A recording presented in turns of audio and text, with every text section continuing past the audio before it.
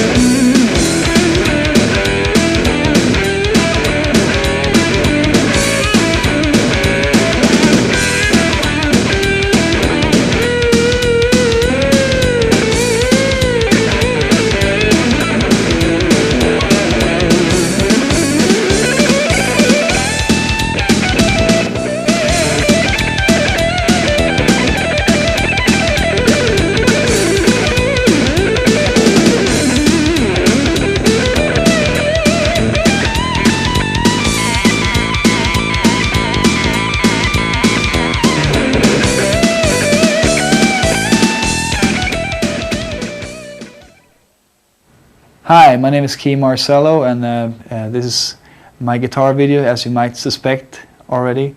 And I'm going to talk today about a little bit about my playing abilities, about my picking, about melodies and how to create melodic solos, about a little bit about rubato, which I use a lot in my solos, and a lot of other things, and possibly guide you to where you have to play very melodic solos, which I prefer myself. You're also going to see some live footage from Hammersmith Odeon in London, and some other surprises. But before all this, let's tune up. Here's an E.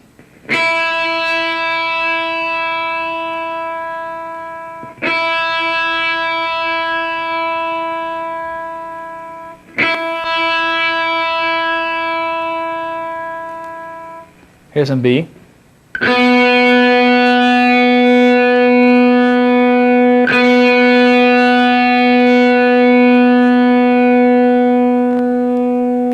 Here's a G.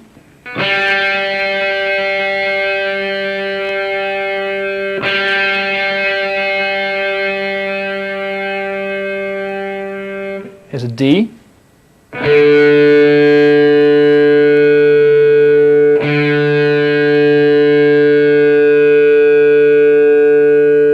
Here's an A.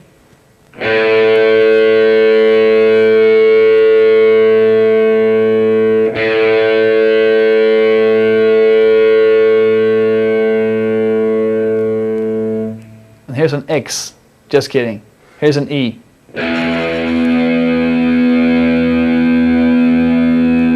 Here's another E.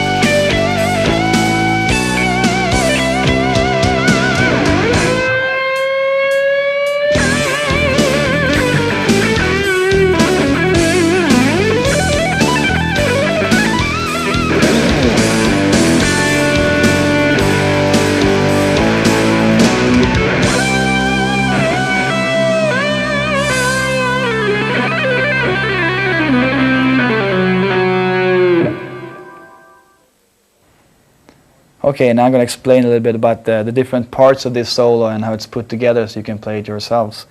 First I'm going to tell you what the chords are. It's a D over a F sharp, a G and an A. It goes like this.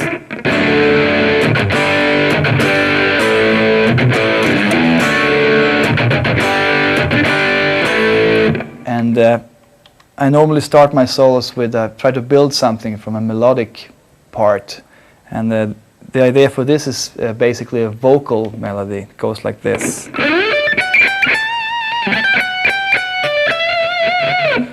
And to add some, as you can see here, this is a D chord.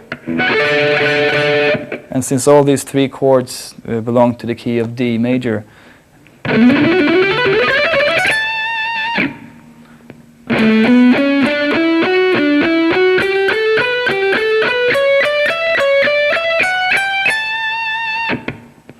so far this is what we got.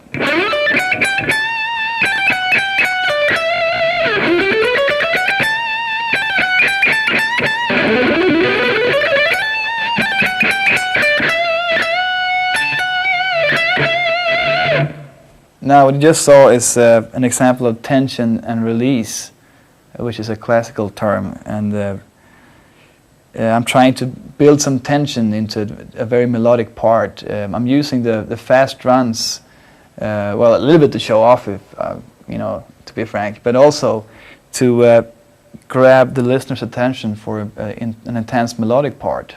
And both those two runs serve that purpose. Now we're going to a different part of the solo, which is also a tension and release thing. It's the never-ending bend, which is an example how you can make something very simple, exciting.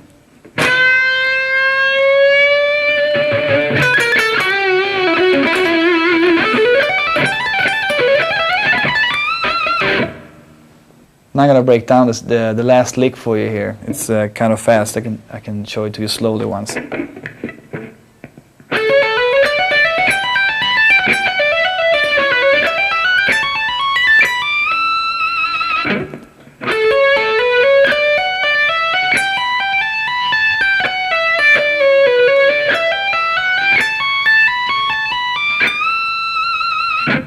Okay, this last lick is E minor scale, and this is a different form of expressing the tension and release. Right after this lick, the chorus will come up, and that's actually the release. And this is also different, more kind of I'm basically just spacing out, doing something really wild. It consists of small different legato pads and licks that I've been playing for years, and it's a combination of all those. This is the way it goes.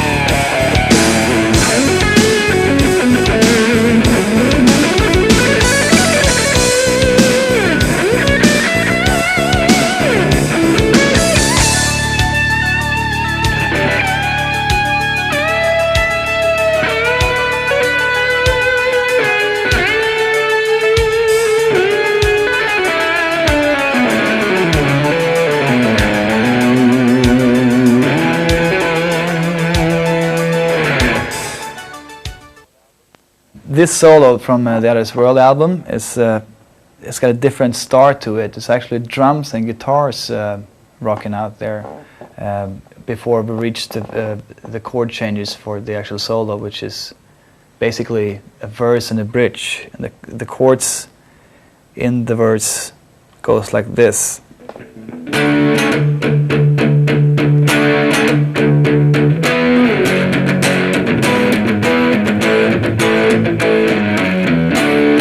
And so on. I got a D, major D, an E,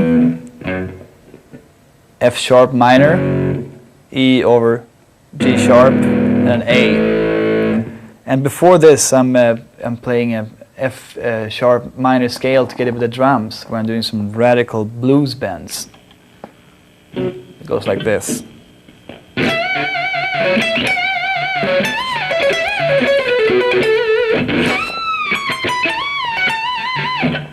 I'm starting this guy on the 14th fret. It's a blues scale, F sharp minor. It goes like this. It's a pentatonic blues lick type.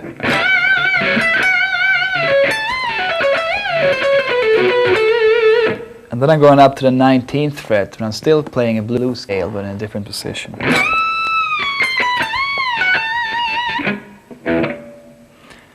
And after this, something completely different comes in here to break up the solo, having a tapping part. Actually, one of the very rare tapping parts on Europe records. And this particular one is a two-finger tapping thing. It goes like this.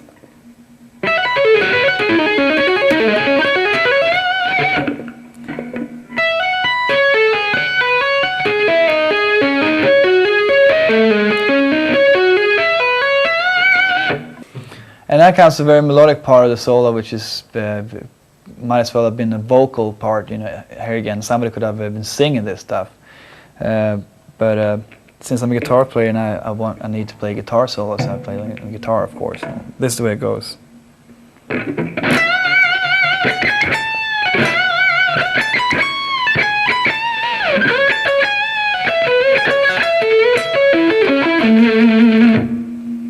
And this is I'm thinking in F sharp minor here, and it ends on an A. It resolves on an A here. So I'm basically playing a very vocal, melodic,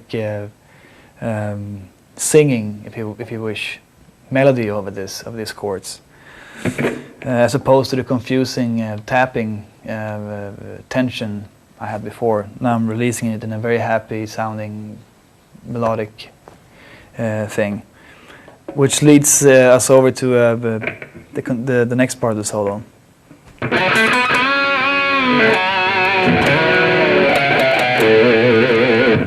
Which is basically a couple of blues licks that I try to include in every solo I do. And we're still in the F sharp minor kind of. We're thinking in F sharp minor here, though the actual chord is actually D right here. But when I did this solo, I was thinking in F sharp minor. And after this lick, after this last blues lick, it leads us into the bridge of the song, which I'm playing over as well. And the chords to the bridge goes like this.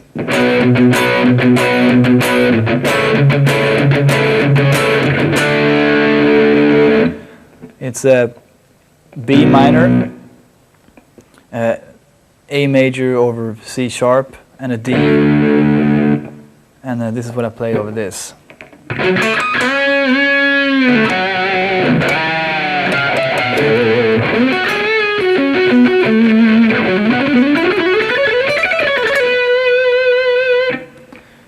We actually have an A major chord here, but I'm still thinking in F sharp minor, and I want this to lead into the B minor in the bridge. And so let me break down this last run for you.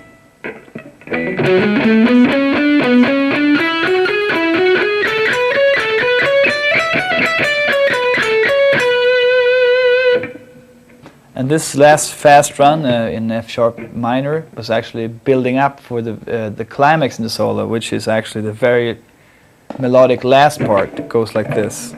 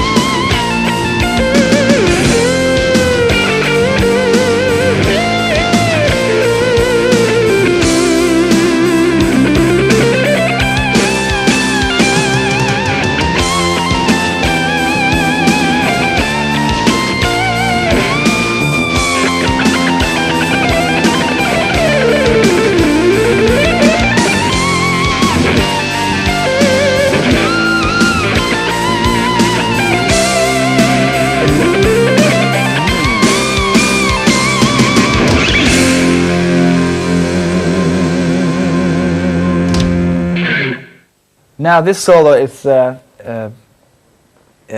two chorus, a double chorus solo, which gives me a lot of time to build it up and to make it really melodic. And the second time around, I'm playing this same melody an octave higher, just to create some more excitement. And so the moment I start an octave higher on this melody, everybody knows that something's going to happen, which is the run I come later to. I play the solo up till then, which is some small melodic parts and riffs and slides. This is how it goes.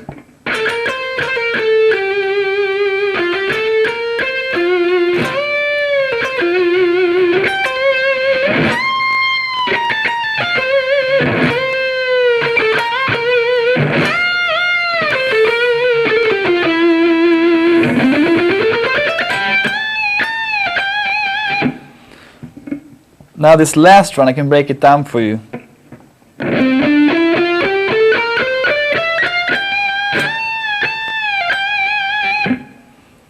And this part is to build up for the second chorus where I repeat the melody one octave higher. The chords we're using right here is the chorus, and it's F major, C over E, D minor, and B flat.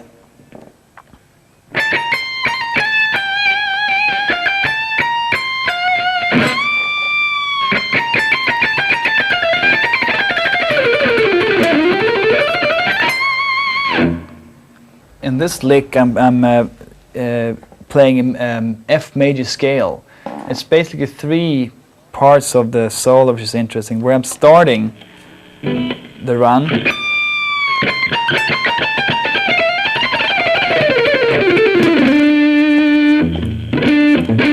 This D down here is also on a beat, and I'm aiming for the high C, which leads to the very intense melodic part, which is actually, here again, the climax of the solo is the melodic part.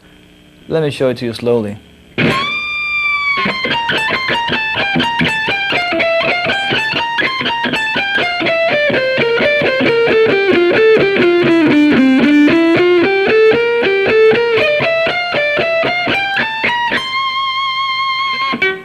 This lick leads into the climax of the solo, which is a very melodic part, and the rest of the solo goes like this.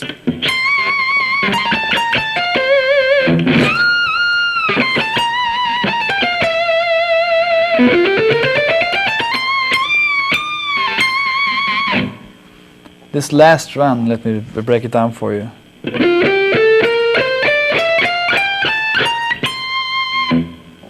It's another F major scale that leads to the last note, the last little lick of the solo.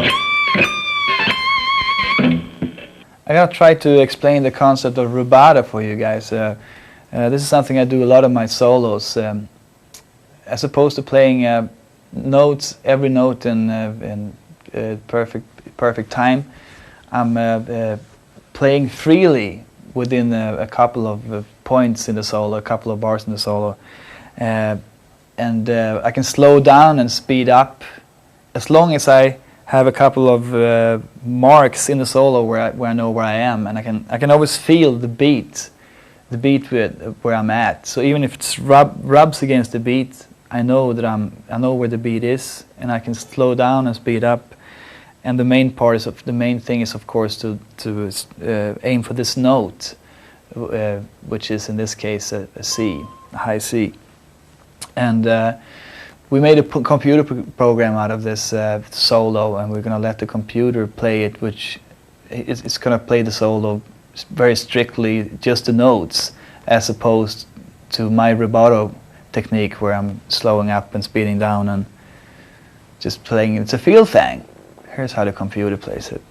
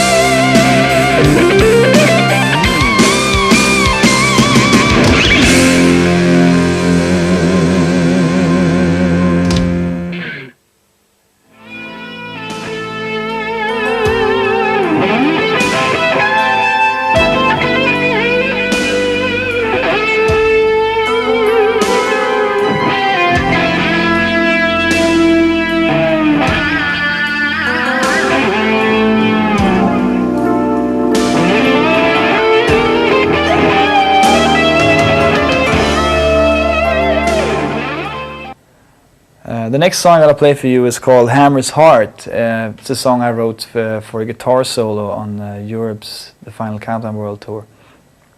And this sums up a lot of the stuff I've been talking about when it comes to melody and tension and release. But also, in a way, it's very different, the way it's performed. There's a lot of improvisation and blues playing, I would say, and melodic playing around it. And it's a lot of chords to this one, so you're gonna get the chords while I'm playing the song, though, so don't panic. And it's a couple of different things here. It's a couple of 2-5-1 turns in here, which is jazz basically. But I'm gonna show you. I'm playing a lot of different scale to this, but I'm also showing that you don't necessarily have to use those scale. You can still play the blues scale over this, and it'll work anyway. Anyway, here it is, Hammer's Heart.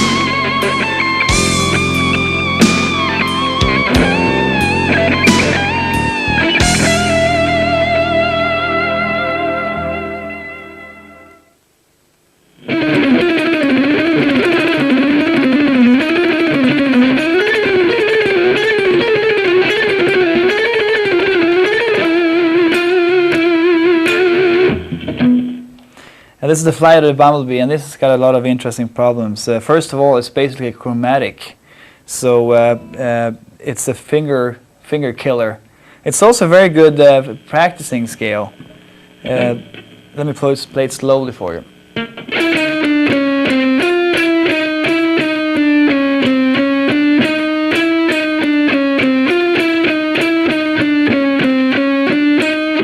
Here we go.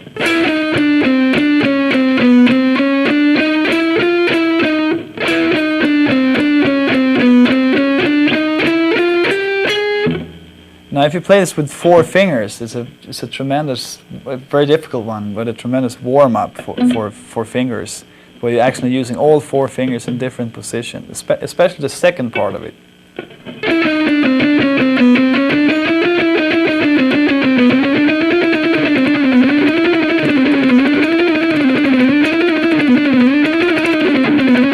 Tell me when to stop.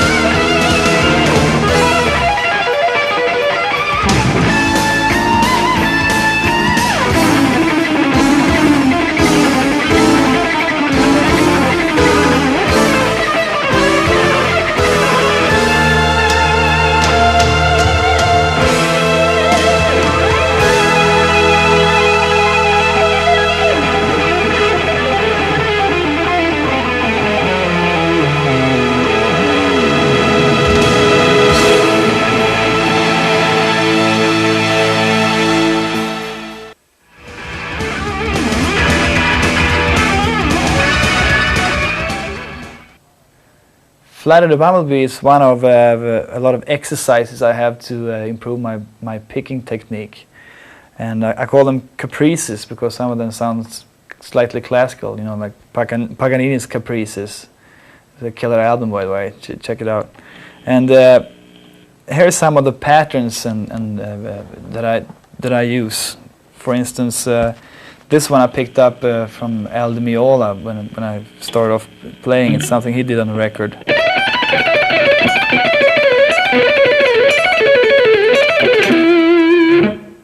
This is the way it works slowly.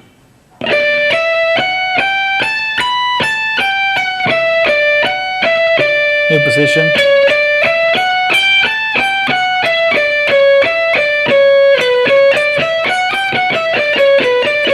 And so on. Here's another little exercise which includes some lower strings.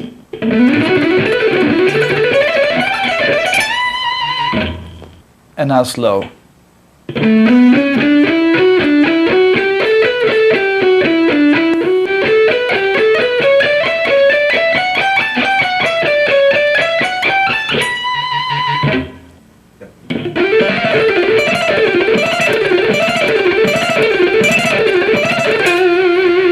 This involves also string skipping. I'm still using the 3 note per string pattern, and actually the same pattern as before, the one I got from Demiola. And this is the way it sounds, slow.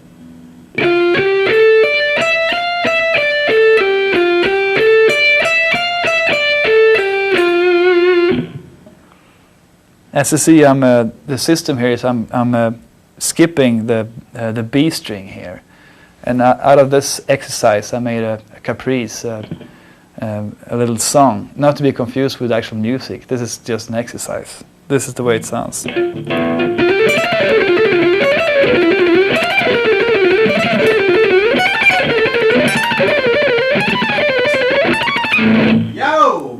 Yo, Kee, what's going on, bro? How you doing, man? How you been? How's it going? Man, hey, how you guys doing? Hi.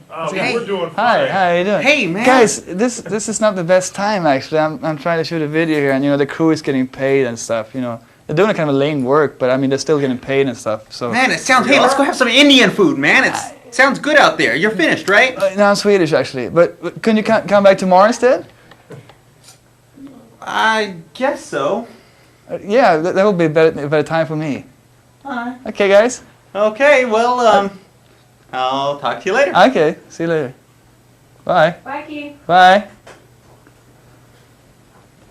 Man, I played one song on his solo album, and since then I haven't been able to get rid of him, man.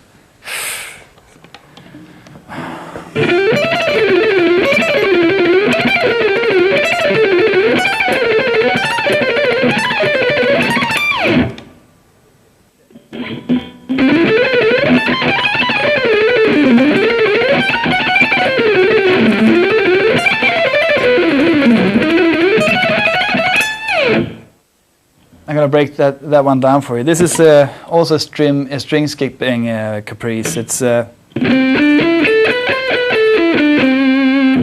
same kind of pattern as the first caprice, and I'm just playing it basically in octaves.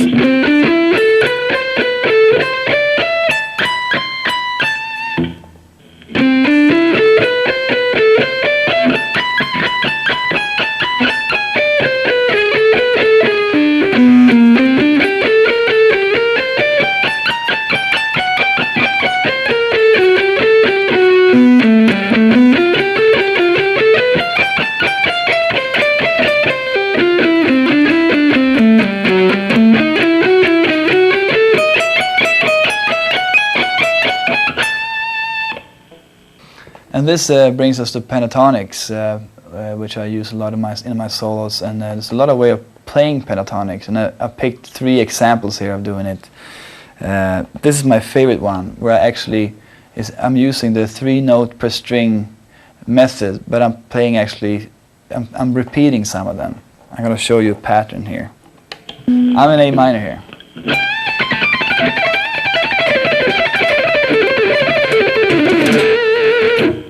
I'll break it down for you.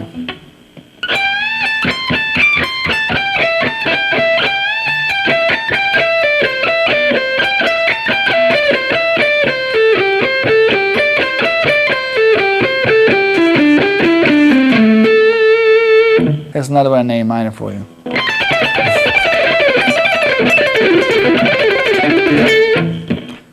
Okay, let me play this one slowly for you.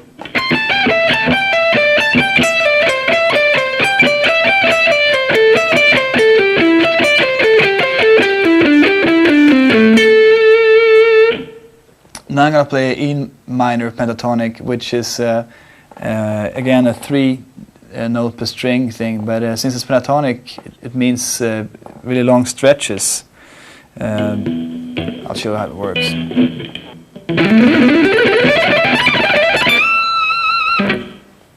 Let me break that one down for you.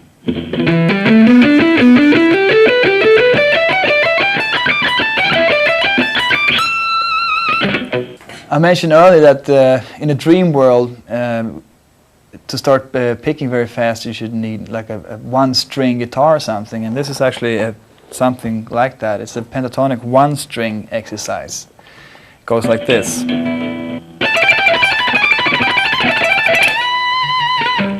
This is in the key of E minor, and let me break it down for you once.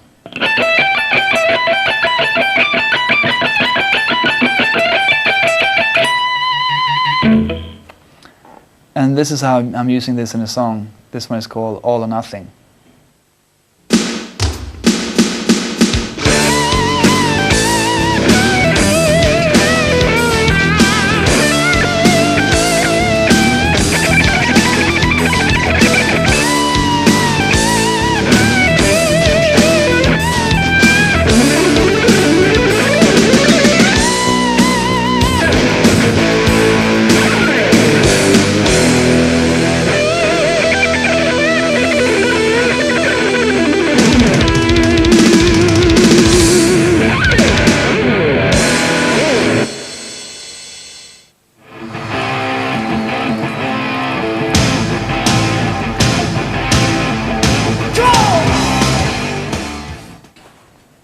So far everything in this video has been concerning solo playing, and which is where it's at, but it's kind of fun to play the rhythms too. You know, that's the boring time when the singer's taking over the concert and stuff, and you have to go back and you don't get the spotlight on you.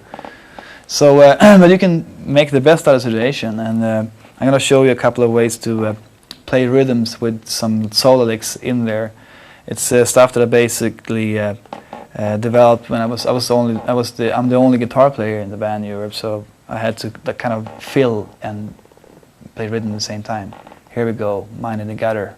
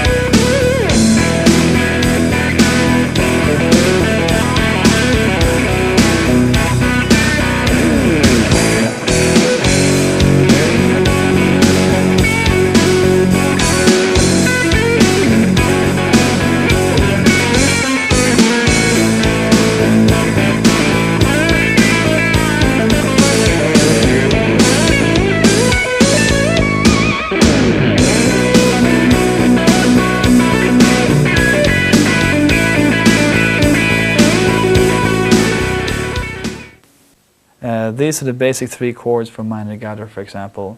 B, A, and E. And this is what I'm playing on B. And this is what I'm playing on A. And this is what I play on E.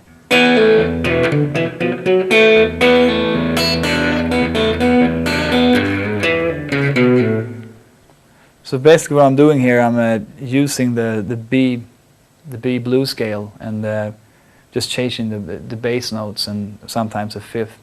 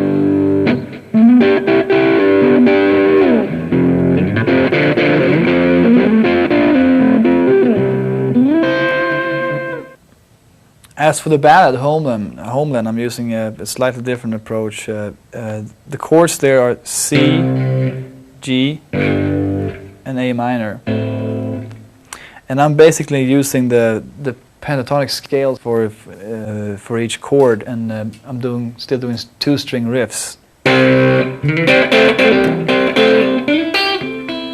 That's what I will play on C, and this is what I will play on G.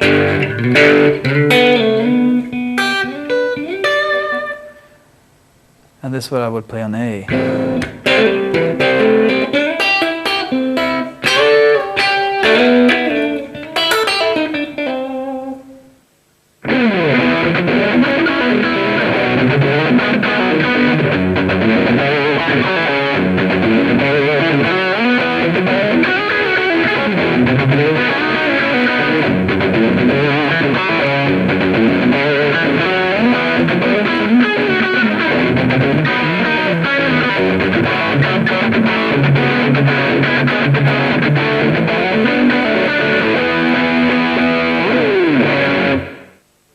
The third song, Break Free, it's got more of an up-tempo feel to it, and here are the basic chords: E, B, and F sharp. And here's what I'm playing on E.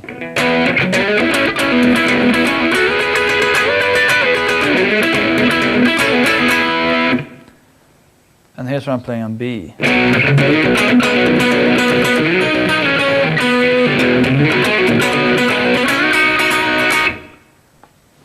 And here's what I'm playing on F sharp.